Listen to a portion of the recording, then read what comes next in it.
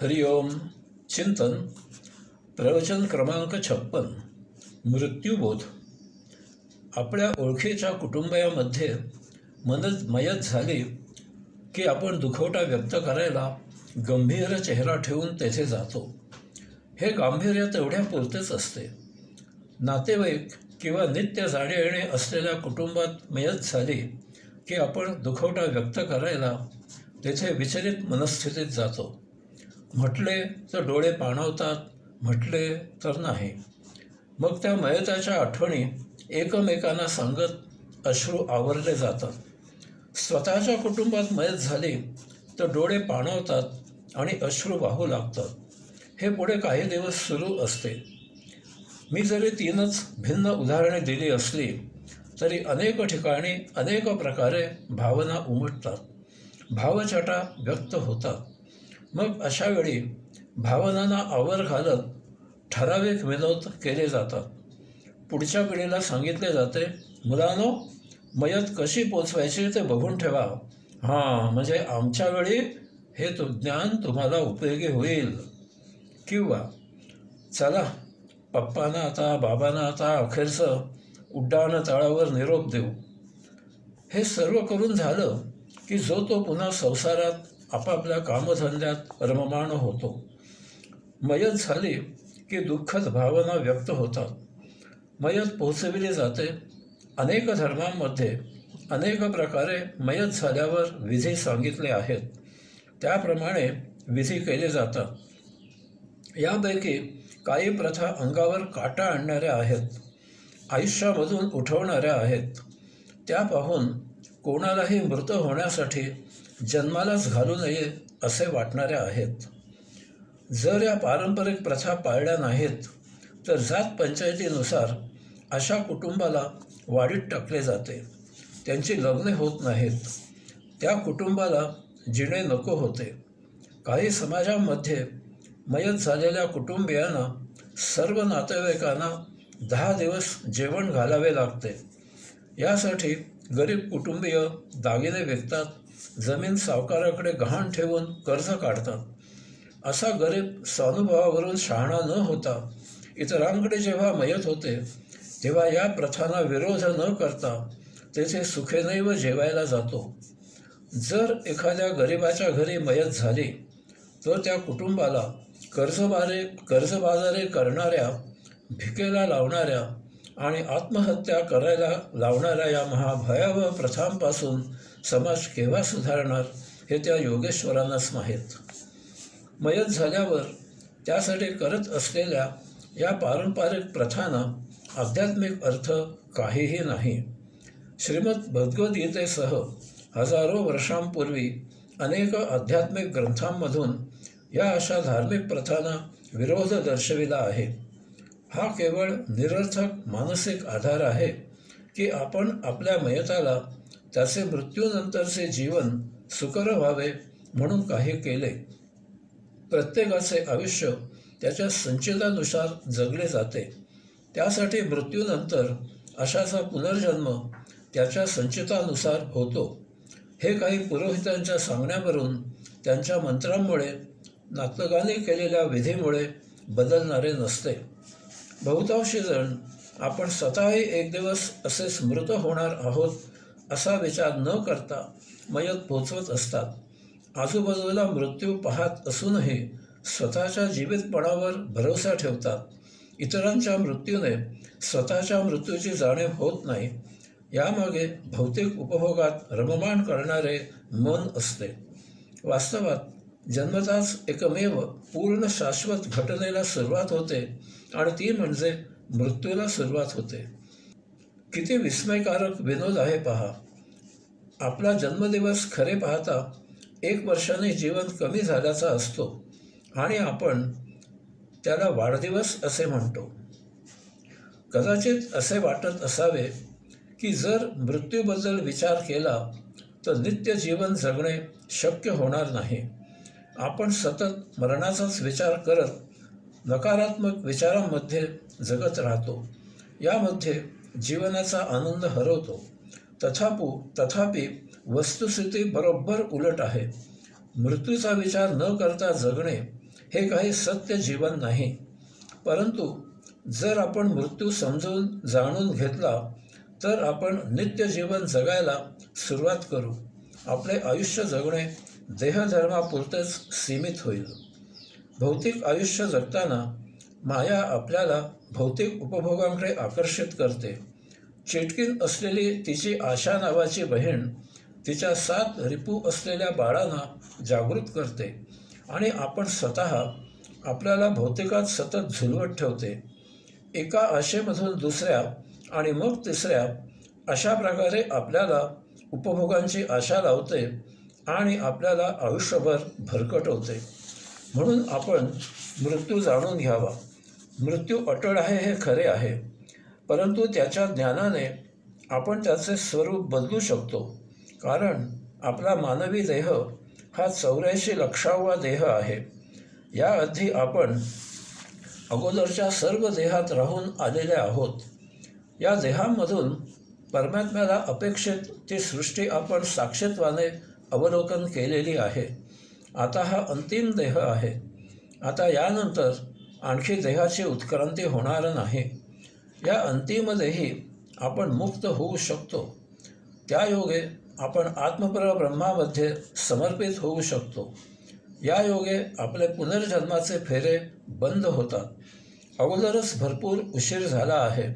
सद्गुरूंच्या पावन सान्निध्यात अध्यात्माच्या यात्रेला आजच सुरुवात करा. मृत्यूमध्ये बदल घडवून आणा, म्हणजे पुनर्जन्मामधून सुटका होऊन स्वस्वरूप प्राप्त करा. सायुज्य मुक्त व्हा. यासाठी औषात्म्यामध्ये एकरूप व्हा. त्यायोगे सुखदुःखामधून सदानंदी व्हा.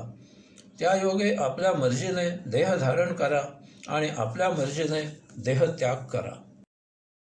कदाचित स्वतःच्या मृत्यूची भीती वाटत असावी, कारण मृत्यूवर फार क्वचित विचार केला जातो.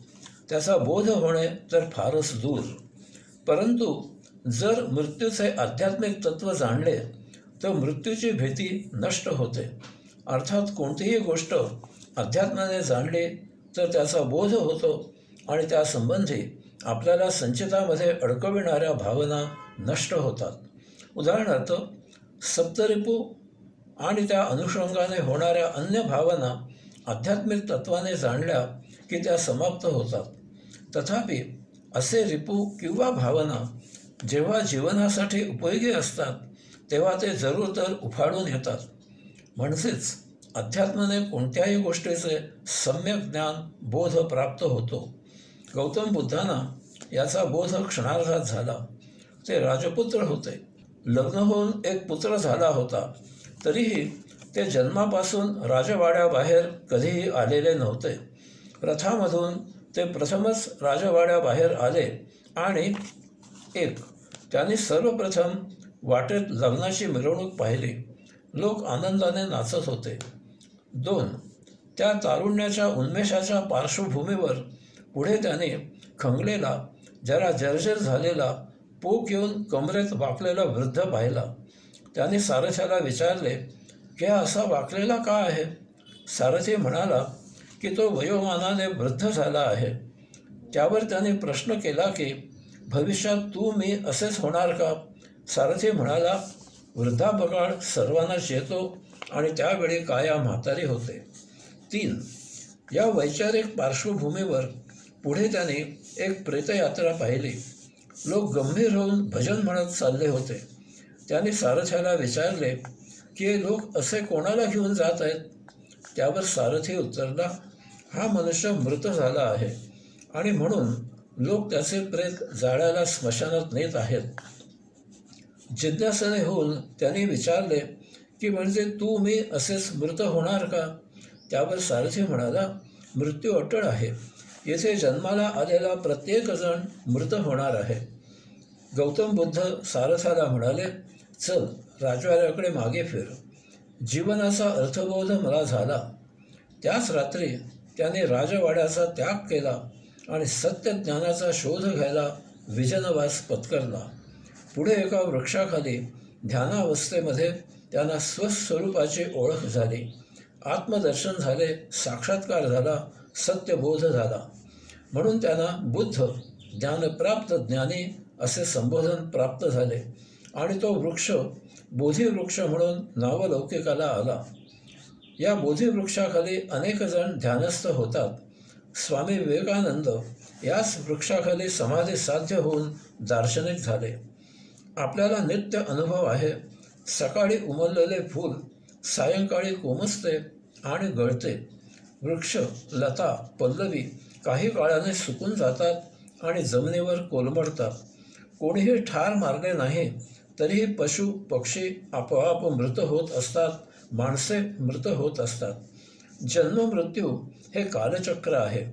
जसे पृथ्वीचा आस कललेला असून त्यामध्ये सूर्याच्या कर्कवृत्त ते मकरवृत्त अशा भ्रमणामुळे उन्हाळा, पावसाळा, हिवाळा असे सतत एकापाठोपाठ एक ऋतू होत असतात, तसे जन्म झाल्यावर यथाकाळी मृत्यू होतो आणि मृत्यू झाल्यावर पुन्हा जन्म होतो. असे हे देहचक्र तो देहधारी अंशात्मा संचितापासून मुक्त होईपर्यंत सुरूच राहते.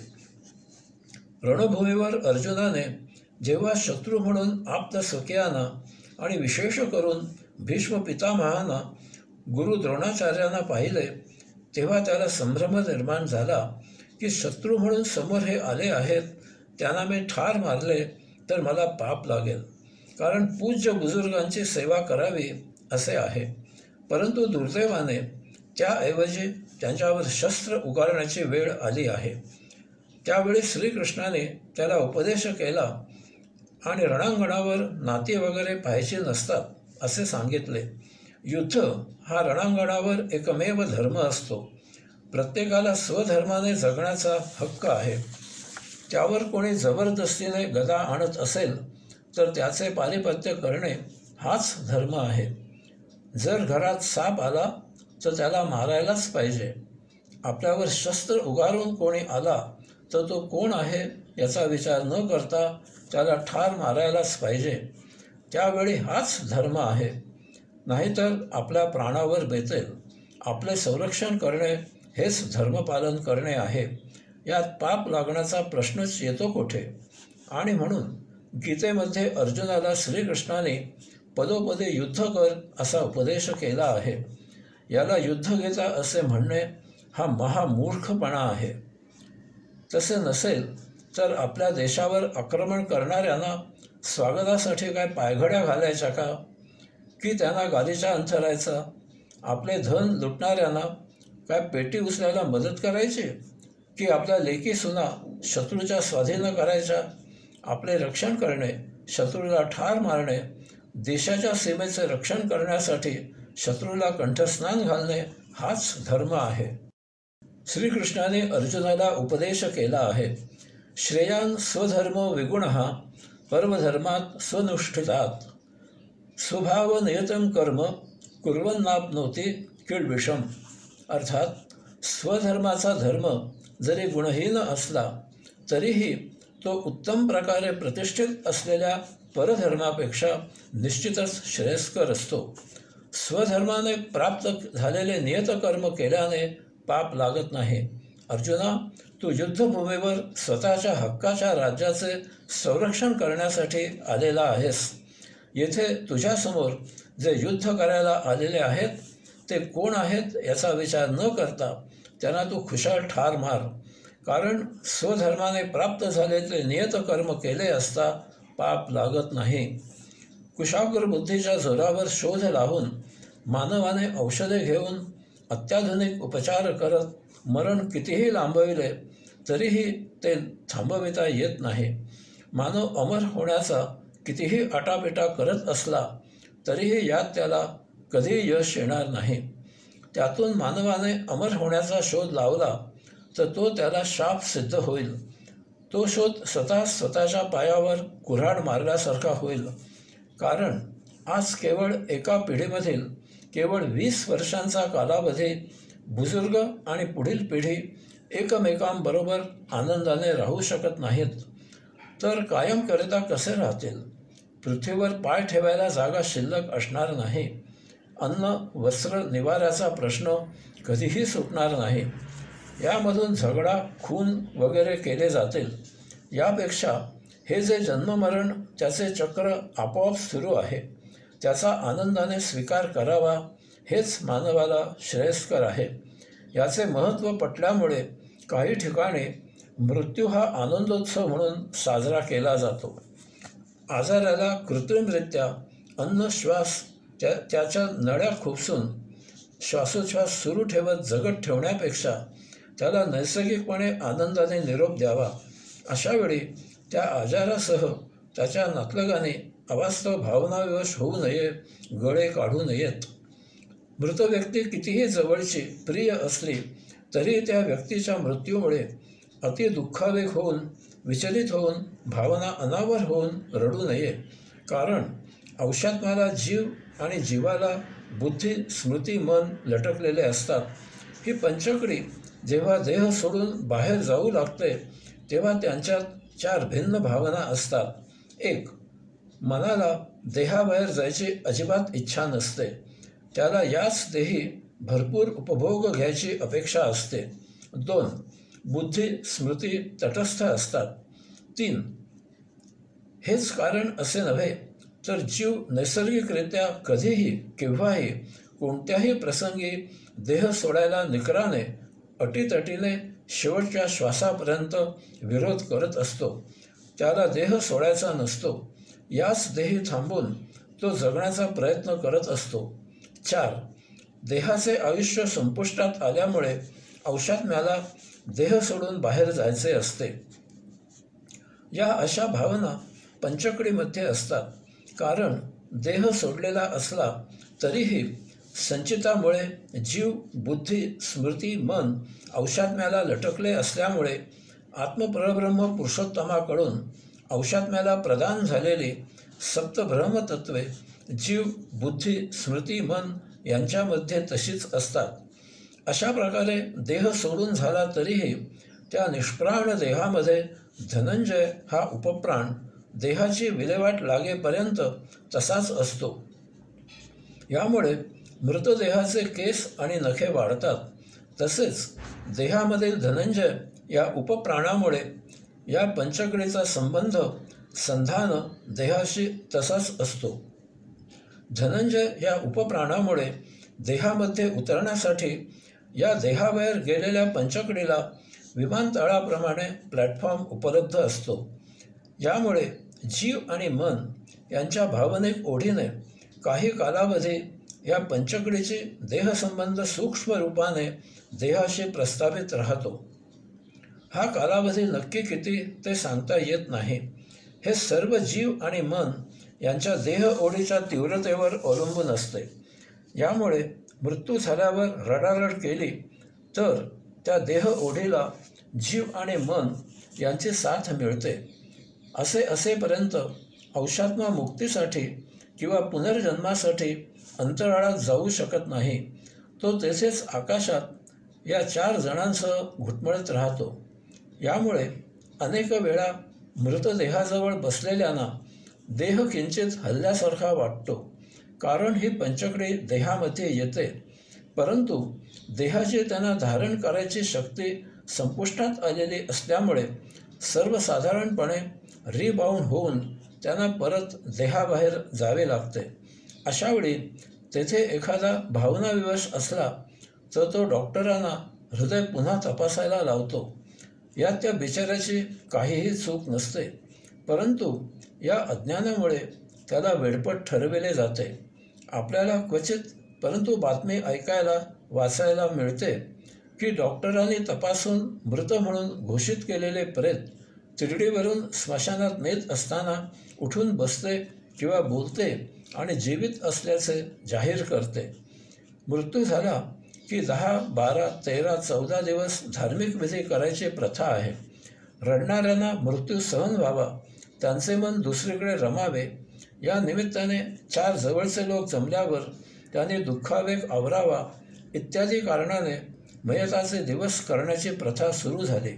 या योगे ती पंचकडीही आकाशामधून अवकाशामध्ये प्रस्थान ठेवते. यामागील सत्यता जाणून न घेता हे विधी धार्मिक क्रिया म्हणून माथे मारले गेले. याला धर्म, श्रद्धा, आस्तिकता अशी धार दिली गेली. ज्ञानियांनी मृत्यूनंतरच्या या अशा विधींमधून मानसिक बौद्धिक दृष्टिकोनामधून बाहेर व्हावे. मृत्यूनंतर आपले विधी करू नयेत असा संदेश वेळीच लिहून ठेवावा. येथे कुतूहल जाणून घ्यायचे.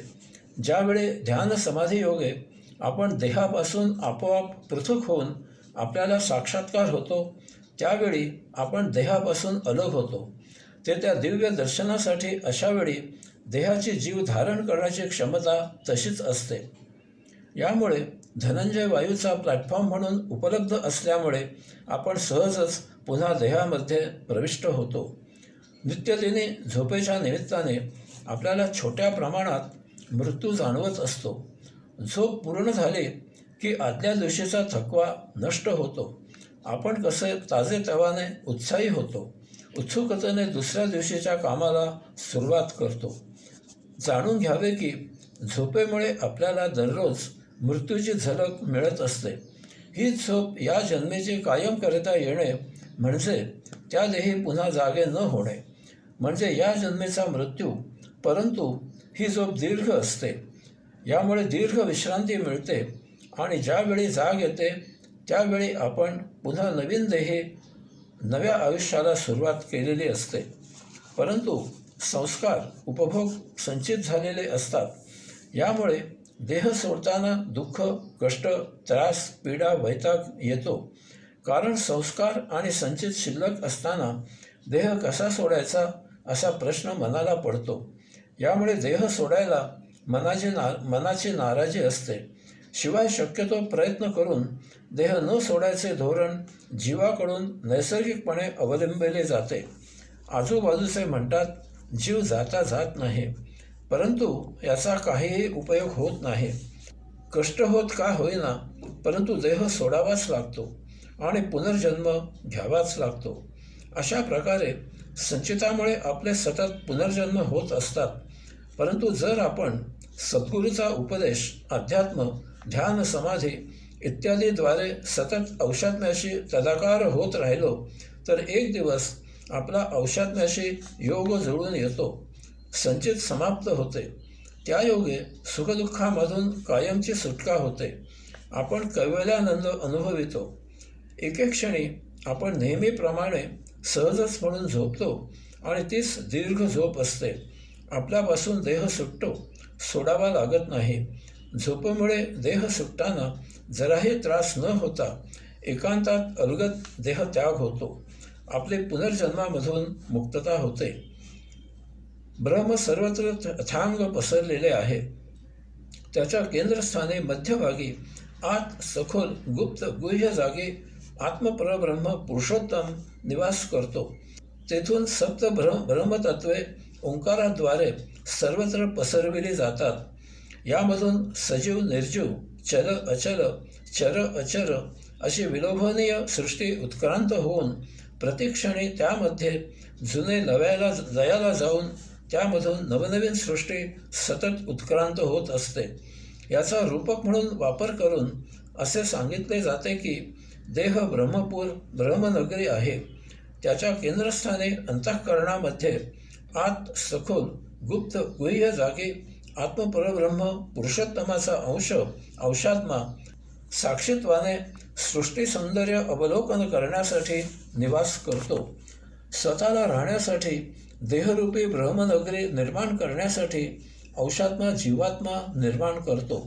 यामुळे देह निर्माणानंतर जीवात्मा अंतःकरणामध्ये अंशात्म्यापाशी राहतो. त्यांचे बालक पालक असे नाते असते. देह चैतन्यमय राहण्यासाठी आत्मपरब्रह्माकडून अंशात्म्याला सतत सप्त ब्रह्मतत्वाचा पुरवठा होत असतो. यालाच आपण श्वसन असे म्हणतो. जीवात्म्याच्या माध्यमामधून अंशात्मा संपूर्ण देहामध्ये सप्त ब्रह्मतत्व पसरवतो. यामुळे संपूर्ण देहामध्ये आपल्याला संवेदना असतात. देहादी इंद्रिय सचेतन राहून कार्य कर्म कृती करत असतात. पुढे यथाकाळी आगंतुकपणे मन त्याचे ते तयार होते आणि अंतःकरणामध्ये अंशात्मा आणि जीवात्मा यांच्याबरोबर आगंतुक भावना म्हणून राहू लागते. गतसंचित संपवण्यासाठी अंशात्मा जीवाला सत्प्रेरणा देत असतो. या योगे देहाचा कारभार जीवात्म्याच्या नियंत्रणात सुरू असतो, परंतु यथाकाळी मन त्याचे ते तयार होऊन मधल्यामध्ये लुडबुड करत स्वतः जीवित राहण्यासाठी जीवात्म्याकडून सप्तब्रह्मतत्वे हिसकावून घेत देहादी इंद्रियांना भौतिक उपभोगांच्या आज्ञा देऊन भरकटवत असते. देह त्याग होईपर्यंत आणि पुढे औषात्मा मुक्त होईपर्यंत मन जीवात्म्याला सोडत नाही.